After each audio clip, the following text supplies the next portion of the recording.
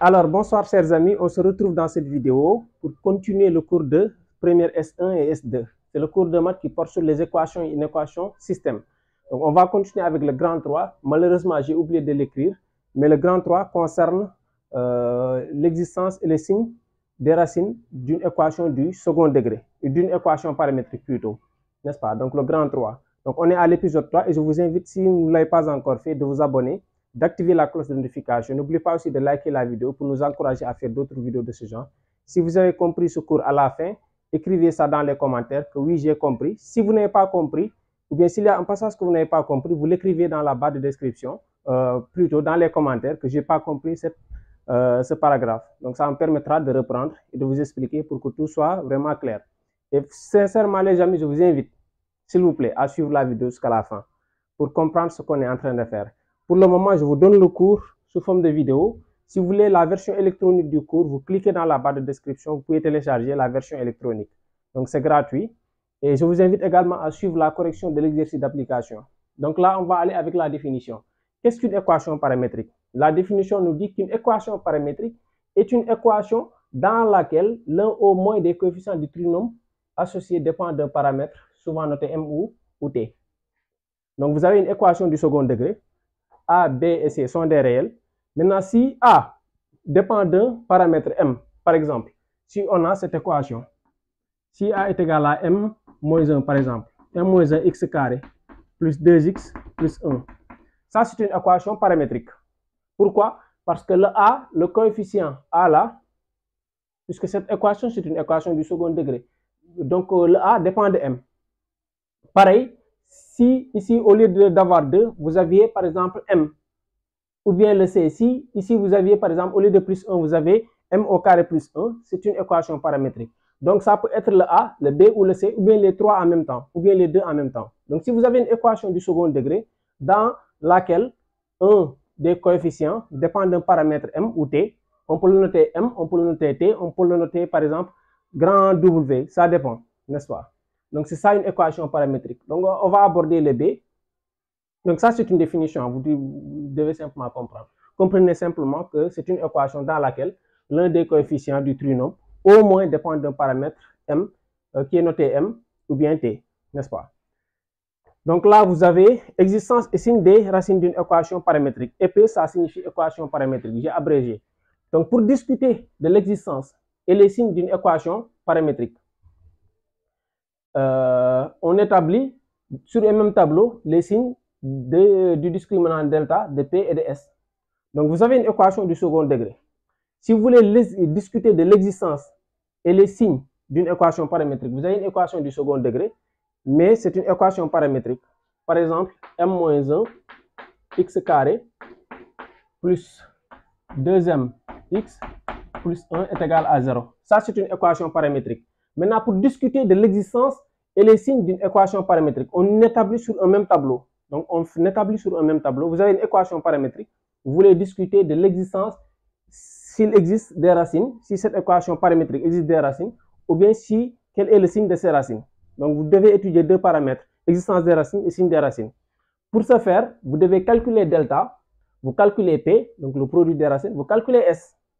Puisque si vous avez une équation du second degré, vous pouvez connaître le discriminant delta, vous pouvez calculer delta, vous pouvez calculer le produit des racines, P qui est égal à C sur A, donc en rappel, en guise de rappel, C sur A, et la somme des racines, ce sera égal à moins B sur A. Par exemple, pour cette question, delta, c'est B au carré moins 4AC. Vous pouvez calculer. P, c'est égal à C sur A. Le C, il est là, donc ça fait 1 sur M moins 1. Mais pour cela, il faut que M moins 1 soit différent de 0. N'oubliez pas que vous avez une équation du second degré si et seulement si le A, il est différent de 0. Donc toujours, avant de calculer delta, il faut que le coefficient A soit différent de 0. A, dans ce cas, il est égal à M moins 1. Par exemple, pour ce cas-là, A, il est égal à 5. Donc, il est clair que 5 est différent de 0.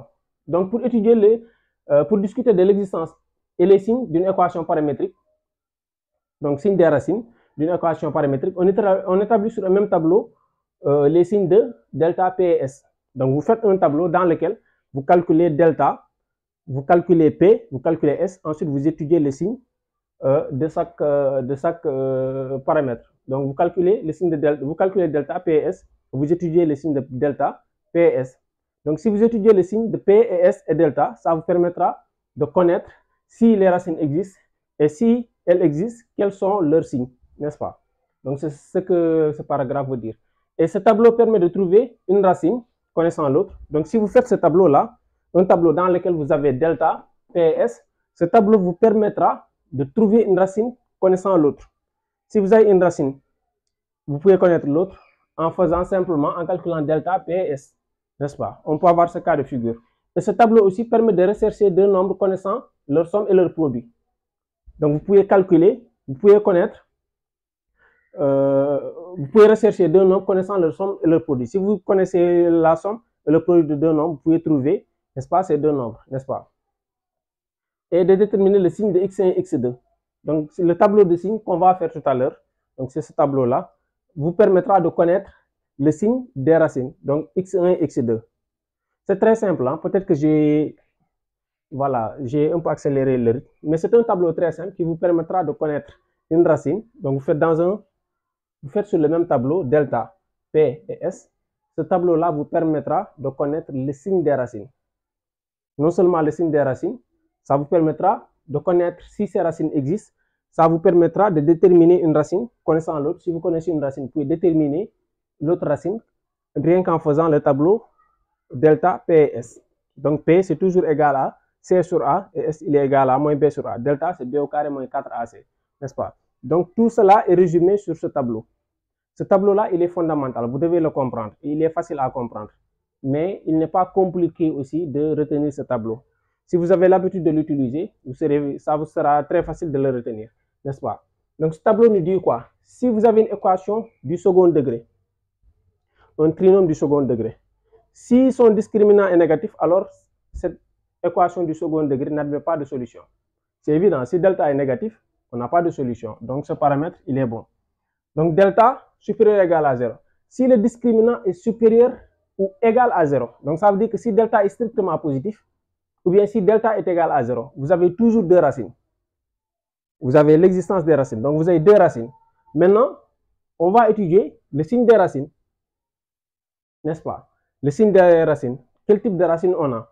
Pour connaître le signe des racines, par exemple, donc on va étudier le signe de P et de S. Puisqu'on connaît déjà le signe de delta, on va étudier le signe de P et de S. N'est-ce pas? Si P est positif, P c'est le produit des racines. P c'est toujours égal à C sur A. C'est le produit des racines. Vous avez une équation du second degré. Le produit c'est C sur A.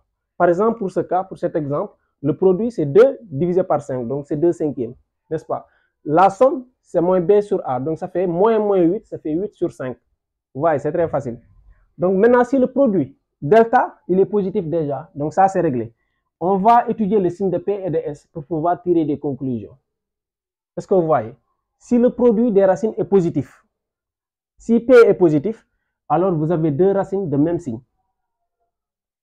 Si P est positif, strictement positif, ça veut dire que vous avez deux racines. Cette équation du second degré admet deux racines de même signe. Maintenant, même signe, ça veut dire quoi? C'est soit positif ou négatif. Pour connaître si c'est positif ou négatif, on va étudier le signe de S. Si S est négatif, vous avez deux racines négatives. Et maintenant, si S est positif, ça veut dire que vous avez deux racines positives. Donc, ça veut dire quoi? Que si delta est positif, P est positif, S est négatif, ça veut dire que l'équation admet deux racines négatives. Si delta est positif, P est positif, S est positif, ça veut dire que l'équation admet deux racines positives. Vous voyez? C'est très simple. Maintenant, on va aller au cas suivant. Maintenant, si le produit des racines P, si P est égal à 0, si vous avez une équation où le produit est égal à 0, vous avez une racine nulle. Si vous avez une équation du second degré dans laquelle le produit est égal à 0, vous calculez P, vous trouvez est égal à 0. Par exemple, pour ce cas-là, 2x carré plus 8x, le produit P, il est égal à 0. Ça, c'est ax carré plus bx plus c. Le c, il est égal à 0. N'est-ce pas? Parce que c'est 2x carré plus 8x plus 0 est égal à 0. Le c, il est égal à 0. Le c, il est égal à 0. Puisque le c est égal à 0, donc ça veut dire que le produit P, c'est 0 sur A. 0 sur n'importe quel nombre qui est différent de 0, c'est toujours égal à 0. N'est-ce pas? Donc là, dans ce cas, par exemple, P, il est égal à 0. Donc si P est égal à 0, vous avez une racine nulle. Maintenant, on va aller plus loin. Si S est négatif, si en plus P est égal à 0, mais S est négatif, la somme elle est négative, vous avez une racine nulle, donc une solution nulle, et une racine strictement négative. N'est-ce pas? Maintenant, si la somme des racines est positive, si S est positif, vous avez toujours une racine nulle et une racine strictement positive. N'est-ce pas? Donc ça veut dire quoi? Que si vous avez une équation du second degré dans laquelle delta est positif, bon, j'ai oublié de terminer avec celui-là. Si S est égal à 0, vous avez deux racines nulles. N'est-ce pas? Si S est égal à 0, vous avez deux racines nulles. Ça veut dire quoi? Si delta est positif, P est positif, S négatif, ça veut dire que vous avez une équation du second degré dans laquelle vous avez une racine nulle et une racine qui est strictement négative. Pareil, si vous avez une équation du second degré dans laquelle delta est positif, P est égal à 0, S est positif, vous avez deux racines. La première racine, elle est nulle et la deuxième racine, elle est strictement positive. Et si vous avez une équation du second degré dans laquelle delta est positif, P est égal à 0 et S est égal à 0, vous avez deux racines nulles. N'est-ce pas? Deux racines nulles, par exemple, si vous avez 4x carré est égal à 0. Dans ce cas, S est égal à 0, P est égal à 0. Puisque le B il est égal à 0 et le C il est égal à 0. Dans ce cas, vous avez quoi? Delta positif, P égale à 0, S est égal à 0. Vous avez deux racines nulles. Vous voyez bien que cette équation admet deux racines nulles, n'est-ce pas? Et pour le dernier cas, si delta est positif, supérieur ou égal à 0, vous avez toujours deux racines. Maintenant, si P est négatif, si le produit des racines est négatif, alors vous avez deux racines de signes contraires, donc de signes différents, n'est-ce pas? Si le produit P il est égal à 0, vous avez deux racines inverses. Si delta est positif, P est égal, S est égal à 0, vous avez deux racines opposées. Vous voyez un peu. Donc, c'est un tableau qui est très facile à comprendre.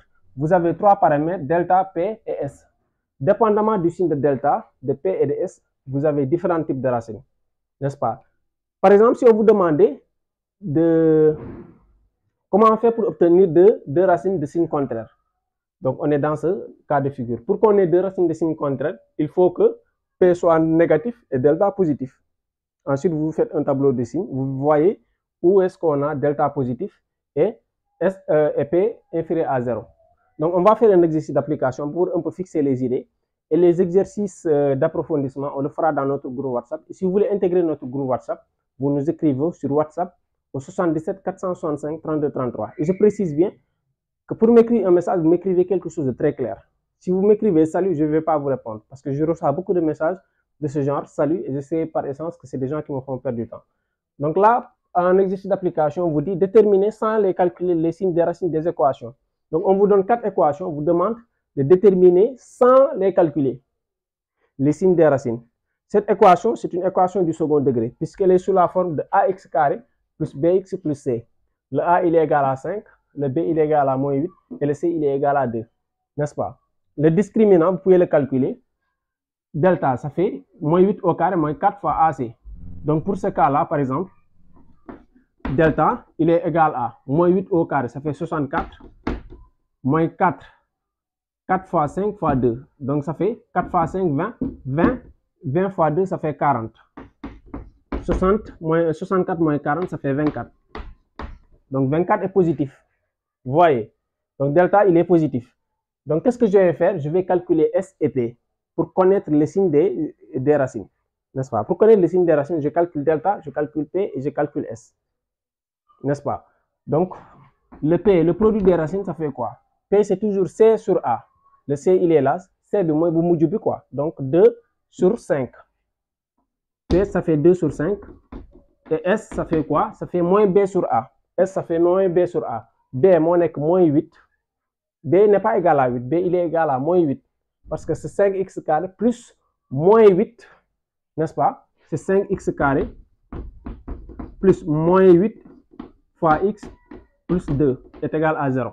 A mon équini, B mon équini, C mon équini. Donc B c'est moins 8. Donc S ça fait moins 8. Donc ça fait plus 8, 8 sur 5. N'est-ce pas? Donc on a le signe de delta. Delta il est positif. P est positif. S il est positif. Parce que P c'est 2 cinquièmes. 2 cinquièmes c'est positif. S c'est 8 cinquièmes. 8 cinquièmes est positif. N'est-ce pas? Donc vous avez delta qui est positif, P qui est positif, S qui est positif. Vous venez au tableau. Delta positif, P positif, S positif. Où est-ce qu'on a ce cas de figure? Delta positif, P positif, S positif. Donc, vous avez 2 racines positives, n'est-ce pas? Donc, cette équation, sans pour autant calculer les racines, on sait qu'elle admet 2 racines positives. Donc, vous avez 2 racines positives, n'est-ce pas? Donc, je vais abréger. Mais vous l'écrivez correctement, cette équation admet 2 racines positives, n'est-ce pas? Ce tableau-là, normalement, si on vous donne un exercice sur les équations paramétriques, vous devez le reproduire facilement pour éviter de vous tromper. Donc, on va passer au deuxième cas. Pour le deuxième cas, 2x carré plus 8x est égal à 0. Vous calculez delta, vous allez trouver que delta il est égal à quoi? B au carré moins 4ac. Le B, il est égal à 8, donc ça fait 8 au carré, moins 4 fois A fois C. Le C, il est égal à 0. 8 au carré, ça fait 64. N'est-ce pas? Puisque le C, c'est plus 0. N'est-ce pas? Donc, le C, il est égal à 0. Donc, ça veut dire que delta est positif. Delta est positif. P, il est quoi? P, il est égal à quoi? Le C, il est égal à 0. Puisque vous avez ce 2x carré plus 8x plus 0. N'oubliez pas que P, c'est C sur A. Puisque le C, il est égal à 0. 0 sur un nombre qui est différent de 0, c'est 0. Donc, P, il est égal à 0. Et S, il est égal à quoi? S, c'est égal à moins B sur A. B, il est égal à 8. Donc, moins B, ça fait moins 8 sur A. Donc, ça fait moins 8 sur 2, ça fait moins 4. Moins 4. Or, moins 4 est négatif. Donc, vous avez delta positif, P égale à 0, S négatif. On va voir sur le tableau dans quel cas il faut amener lolo. Donc, delta positif, P égale à 0, S égale S qui est négatif. Delta positif, P il est égal à 0, S il est négatif. Donc, vous avez une équation qui admet une racine nulle et une racine qui est strictement négative. Donc, on est dans ce cas de figure. Donc, vous avez 2 racines, dont l'une est nulle, donc qui est égale à 0. Nulle, ça veut dire égal à 0. Et une autre racine qui est négative. Donc, vous l'écrivez carrément. Je n'ai pas d'espace pour l'écrire, n'est-ce pas? Et pour le troisième cas, vous avez x carré plus 6x plus 1 est égal à 0. Delta, il est égal à quoi? Delta, c'est b au carré moins 4ac. Donc, b au carré, ça fait 6 au carré. 6 au carré, c'est 36. Moins 4 fois 1 fois 1. Donc, ça fait moins 4. Donc, ça fait 36 moins 4. 36 moins 4, ça fait 32. Donc, delta, il est égal à 32. N'est-ce pas? Donc, 36 moins 4, ça fait 32. N'est-ce pas? Delta est positif. Ensuite, P, ça fait C sur A. Donc, ça fait 1 sur 1. Donc, il est égal à 1. Et S, ça fait quoi? S, ça fait B moins B sur A. N'est-ce pas? S, il est égal à moins B sur A. Donc, ça fait moins 6 sur 1. Donc, ça fait moins 6. Or, moins 6 est négatif. Donc, vous avez delta positif, P égale à 1, S négatif. Delta positif, P égale à 1, S négatif. Donc, ça signifie quoi? Que vous avez toujours 2 racines qui sont inverses. Puisque le produit il est égal à 1, vous avez toujours 2 racines inverses, n'est-ce pas? Donc, vous écrivez carrément que vous avez cette équation admet 2 racines inverses, puisque le produit il est égal à 1, n'est-ce pas? Donc, S négatif, vous pouvez voir, n'est-ce pas? Donc, pour le dernier cas,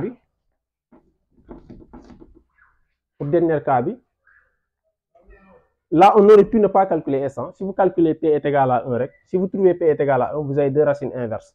C'est très simple. Donc, pour le dernier cas, 3x carré moins 2x moins 1 moins 3 est égal à 0. Dans ce cas, delta sera positif. Pourquoi? Parce que le A et le C sont de signes contraires. On l'avait vu au chapitre 1, n'est-ce pas? À l'épisode 1, delta sera positif. Delta est positif directement si le A et C sont de signes contraires.